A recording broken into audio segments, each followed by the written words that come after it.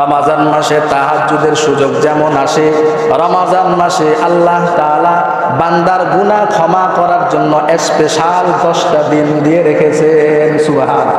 কয়টা দিন? 10টা। এই 10 দিনের মধ্যে আল্লাহ তাআলা এমন একটা রাত রেখেছেন যেই রাতটা 1000 মাসের চেয়েও বেশি উত্তম। সুবহানাল্লাহ। এই মাসটা যদি, এই দিনটা, এই রাতটা যদি কোনো বান্দা পেয়ে যায়, আল্লাহ তাআলার পক্ষ থেকে মুক্তির ঘোষণা, আল্লাহ তাআলার পক্ষ থেকে নাজাতের ঘোষণা, আল্লাহ তাআলার পক্ষ থেকে জান্নাতি হওয়ার ঘোষণা সে পেয়ে যায়। সুবহানাল্লাহ। সেই 10 দিন কোন দিন? এই যে সামনে আসতেছে শেষ দশক, রমজান মাসের শেষ 10টা দিন খুব গুরুত্বপূর্ণ দিন। আল্লাহর রাসূল এই 10টা দিনকে এত পরিমাণ গুরুত্ব দিতে গেলেন, অন্যান্য দিনে আল্লাহর রাসূল নিজে তাহাজ্জুদ পড়ার জন্য জাগ্রত হইতেন, কাউকে জাগাইতেন না।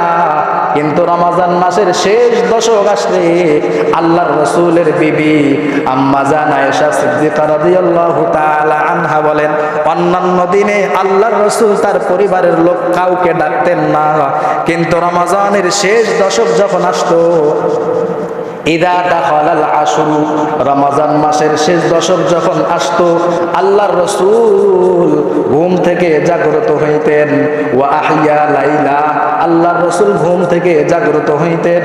ওয়া আইকাযা আহলাহু, এবং আল্লাহর রাসূল তার পরিবারের লোকদেরকে জাগাইতেন। সুবহানাল্লাহ। নিজে জাগতেন, পরিবারের লোকদেরকেও জাগাইতেন, যাতে করে এই 10 দিনের ফজিলত থেকে আমার পরিবারের একটা সদস্য যেন বঞ্চিত না হয়। 10 দিনের এত ফজিলত। এই 10 দিনের একটা গুরুত্বপূর্ণ আমল আছে, সেটা হলো ইতিকাফ। ইতিকাফের অর্থ হলো হুয়াল ইকামাতু ফিল মসজিদ বিনিয়াতি তাকাররুবি ইলাল্লাহি তাআলা লাইলান কানা আও নাহারান। ইতিকাফ বলা হয় আল্লাহর সন্তুষ্টি অর্জনের জন্য মসজিদে অবস্থান করা, দিনে হোক অথবা রাতে হোক। এই ইতিকাফ হলো 3 প্রকার। বলেন তো ইতিকাফ কয় প্রকার? 3 প্রকার। 1 নাম্বার হলো সুন্নত ইতিকাফ। যেমন সুন্নত ইতিকাফ হইল রমজান মাসের শেষ দশকে ইতিকাফে বসা, এটা হলো সুন্নত ইতিকাফ। 2 নাম্বার হলো নফল ইতিকাফ। নফল ইতিকাফ হইল বান্দা যখন এই মসজিদে প্রবেশ করবে, 1 সেকেন্ড হোক, 1 মিনিট হোক, 1 ঘন্টা হোক, 2 ঘন্টা হোক, মসজিদে যতটুকু সময় পর্যন্ত অবস্থান করবে, ইতিকাফের নিয়ত করলে আল্লাহ তাআলা তাকে ইতিকাফের সওয়াব দান করবেন। সুবহানাল্লাহ। এজন্য মসজিদে ঢোকার আদব আছে। মসজিদে ঢোকার আদব হইল প্রথমে বিসমিল্লাহ পড়া, এরপর দরুদ শরীফ পড়া, এরপর দোয়া পড়া, এরপর ডান পা দিয়ে প্রবেশ করা। 5 নম্বরে মসজিদে ঢোকার সাথে সাথে ইতিকাফের নিয়ত করা। এই মসজিদে ঢোকার 5টা আদব। এই 5 আদবের মধ্যে 5 নাম্বার আদব হলো বান্দা মসজিদে যখনই প্রবেশ করবা ইতিকাফের নিয়ত করবা। এটা হলো নফল ইতিকাফ। নফল ইতিকাফ 1 মিনিটের জন্য হতে পারে, 1 ঘন্টার জন্য হতে পারে। বান্দা যখনই মসজিদে প্রবেশ করবে সাথে সাথে যদি ইতিকাফের নিয়ত করে, এটা হবে তার জন্য নফল ইতিকাফ। সুবহানাল্লাহ। 3 নাম্বার হলো ওয়াজিব ইতিকাফ। ওয়াজিব ইতিকাফ হইল বান্দা যদি মান্নত করে, আমি অমুক 3 দিন মসজিদে আমি ইতিকাফে বসবো, মান্নত করছে, ইতিকাফে বসার মান্নত করছে, যদি মান্নত করে থাকে তাহলে এই মান্নত পূরণ করার জন্য ইতিকাফে বসা ওয়াজিব। অথবা সুন্নত ইতিকাফ যদি কারো ছুটে যায় কোনো কারণবশত, এটা কাজা করা ওয়াজিব। তাহলে ইতিকাফ 3 প্রকার। তার মধ্যে 2 নাম্বার প্রকার হলো, 1 নাম্বার প্রকার হলো সুন্নত ইতিকাফ, যেটা সামনে আসতেছে। এই ইতিকাফে বসার কেমন গুরুত্ব আল্লাহ তাআলা সূরাতুল বাকারার 125 নম্বর আয়াতে ইতিকাফের গুরুত্ব তুলে ধরেছেন। আল্লাহ তাআলা বলেন, ওয়া ইদ জাআলনাল বাইতা মাসাবাতাল লিন-নাসি ওয়া আমনা ওয়াত্তাখিযু মিন মাকামি ইব্রাহিম মুসাল্লা। আল্লাহ তাআলা বলেন, ওই দিনের ঘটনা স্মরণ করুন যখন আমি আল্লাহ বাইতুল্লাহকে আমি বানিয়েছি মানুষের প্রত্যাবর্তন স্থল। আমার বাইতুল্লাহ, আমার কাবা ঘর, আমি আল্লাহ এটাকে এমন করে বানিয়েছি যে মানুষ এখানে, পুরা পৃথিবীর মানুষ এখানে আশ্রয় গ্রহণ করবে, এখানে আসবে। ওয়া আমনা, এবং আমি আল্লাহ আমার ঘর বাইতুল্লাহকে নিরাপত্তা দান করেছি। সুবহান। নিরাপত্তা কেমন নিরাপত্তা? এখানে মানুষ হত্যা করা জায়েজ নাই, এখানে পশু পাখি শিকার করা জায়েজ নাই, এখানে একজন আরেকজনকে হত্যা করা, একজন আরেকজনের উপর জুলুম করা এখানে জায়েজ নাই, এখানে পশু পাখি শিকার করা জায়েজ নাই, এখানে এমনকি গাছপালা উপড়ানো, গাছপালার পাতা ছিঁড়ানো এখানে অনুমতি নাই। তার মানে বাইতুল্লাহ এমন একটা জায়গা, যেই জায়গাতে মানুষও নিরাপদ, যেই জায়গায় পশু পাখিও নিরাপদ, যেই জায়গায় গাছপালা পর্যন্ত নিরাপদ। আল্লাহ তাআলা বলেন, আমি আল্লাহ বাইতুল্লাহকে এমন করে বানিয়েছি, এটা হলো নিরাপত্তার জায়গা। এ সবাই নিরাপদ, মানুষ যেমন নিরাপদ, পশু পাখিও নিরাপদ, গাছপালাও নিরাপদ, আমি আল্লাহর বাইতুল্লাহ। সুবহানাল্লাহ। ওয়াহিদনা ইলা ইব্রাহিমা ওয়া ইসমাঈলা আন তাহিরা বাইতিয়া লিত-তাইফিন। আল্লাহ তাআলা বলেন, আমি আমার পয়গম্বর ইব্রাহিম এবং ইসমাঈল দুইজন নবীকে আদেশ করেছি, তোমরা আমার বাইতুল্লাহ, আমার ঘরকে পরিষ্কার করো। কেন, কাদের জন্য পরিষ্কার করার আদেশ আল্লাহ তাআলা নবীদেরকে দান করলেন? তিন শ্রেণীর মানুষদের জন্য আল্লাহ তাআলা বাইতুল্লাহকে পরিষ্কার করার আদেশ দিয়েছেন। বলেন তো কয় শ্রেণীর? কয় শ্রেণীর? তিন শ্রেণীর মানুষদের জন্য আল্লাহ তাআলা স্বয়ং নবীদেরকে আদেশ করেছেন, তোমরা আমার ঘর বাইতুল্লাহকে পরিষ্কার করো।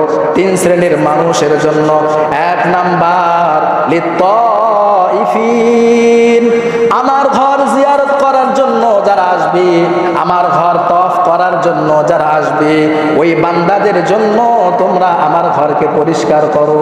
সুবহানাল্লাহ। দুই নাম্বার ওয়াল আকিফিন, আমার ঘরে যারা ইতিকাফে বসবে, ইতিকাফকারীদের জন্য আমার ঘরকে তোমরা পরিষ্কার করো। তিন নাম্বার ওয়ার রুকাইস সুজুদ, আমার ঘরে আয়েশা যারা রুকু দিবে, সেজদা দিবে, রুকু করনেওয়ালা, সেজদা করনেওয়ালাদের জন্য আমার ঘরকে তোমরা পরিষ্কার করো। তার মানে আল্লাহ তাআলা নবীদেরকেও আদেশ করেছিলেন, তোমরা আমার ঘরকে পরিষ্কার করবা ইতিকাফকারীদের জন্য। এর দ্বারা বোঝা যায় ইতিকাফের গুরুত্ব আল্লাহর কাছে অনেক বেশি। যদি বেশি না হইতো তাহলে আল্লাহ তাআলা আদেশ করতেন না যে তোমরা আমার ঘরকে পরিষ্কার করো। খুব গুরুত্ব, অনেক গুরুত্ব বেশি।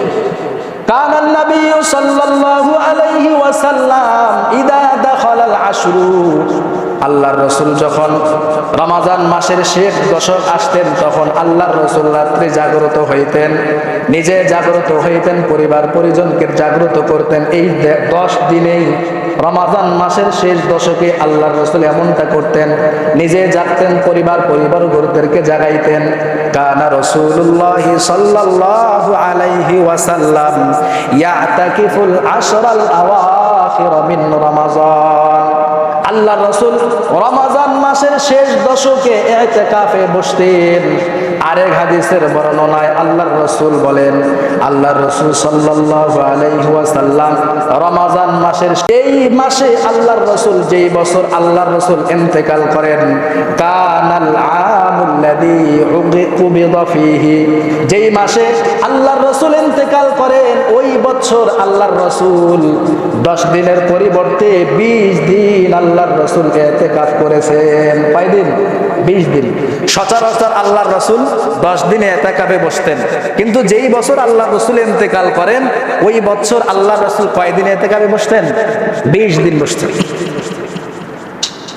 এই ইতিকাফের ফজিলতের ব্যাপারে আল্লাহর রাসূল সাল্লাল্লাহু আলাইহি ওয়াসাল্লাম বলেন, মান ইয়াতাকাফা, যে বান্দা ইতিকাফে বসবে, আল্লাহর রাসূল বলেন, ওয়াইজরা লাহুল হাসানাত কাআমিলিল হাসানাতি কুল্লিহি, আল্লাহর রাসূল বলেন, যারা আল্লাহর সন্তুষ্টির জন্য ইতিকাফে বসবে, একদিন আল্লাহর জন্য ইতিকাফে বসবে, আল্লাহর রাসূল বলেন ওই বান্দার আমল নামায় এত পরিমাণ সওয়াব আল্লাহ তাআলা দান করেন, ওই বান্দা বাদ দিয়ে এলাকার যত মানুষ যত নেক আমল করবে, নেককার বান্দা যত নেক আমল করবে, সমস্ত নেককার বান্দার নেক আমলের সওয়াব এই ইতিকাফকারীর বান্দার আমল নামায় দিয়ে দিবেন। সুবহানাল্লাহ।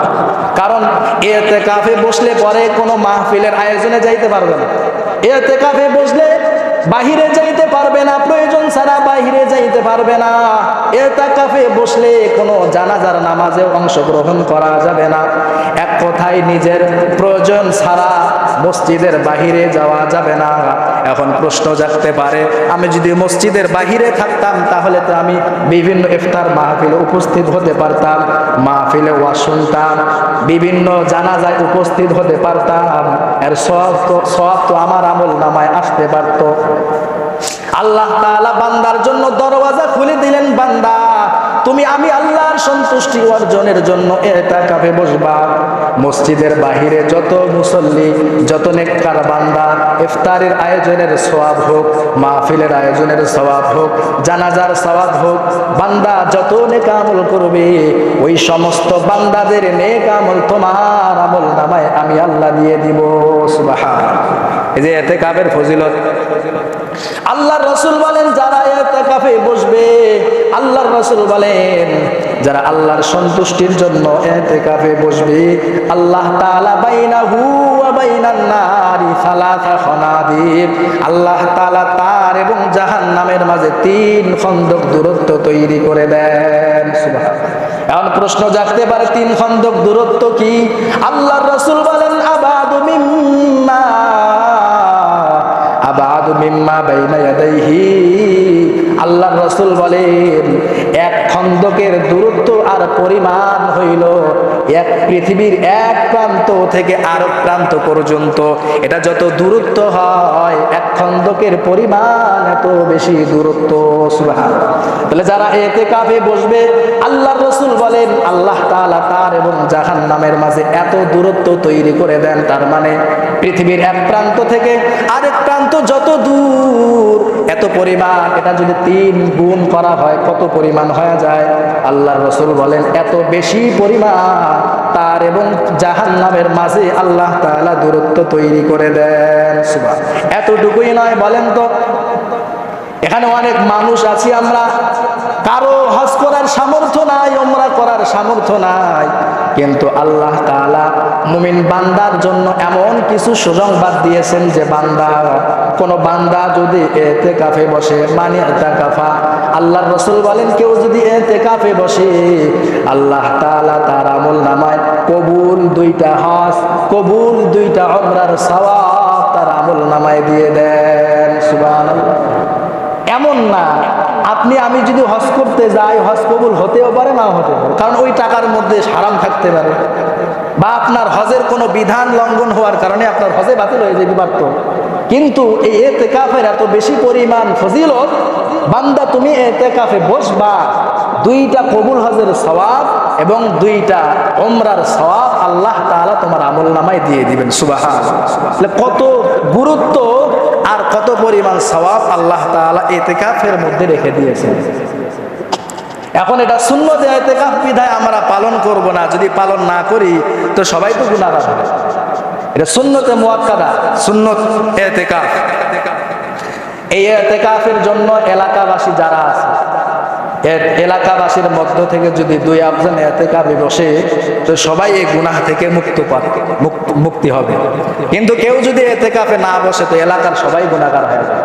এজন্য ইতিকাফের গুরুত্ব যেমন বেশি, ইতিকাফের ফজিলত তেমন বেশি, ইতিকাফ ছেড়ে দেওয়ার গুনাহও তত বেশি। এজন্য আমরা ইনশাআল্লাহ চেষ্টা করব ইতিকাফে বসার। পারবো তো ইনশাআল্লাহ? উপরে আমরা সবাই ইনশাআল্লাহ এবার নিয়ত করি আমরা ইতিকাফে বসার চেষ্টা করব ইনশাআল্লাহ।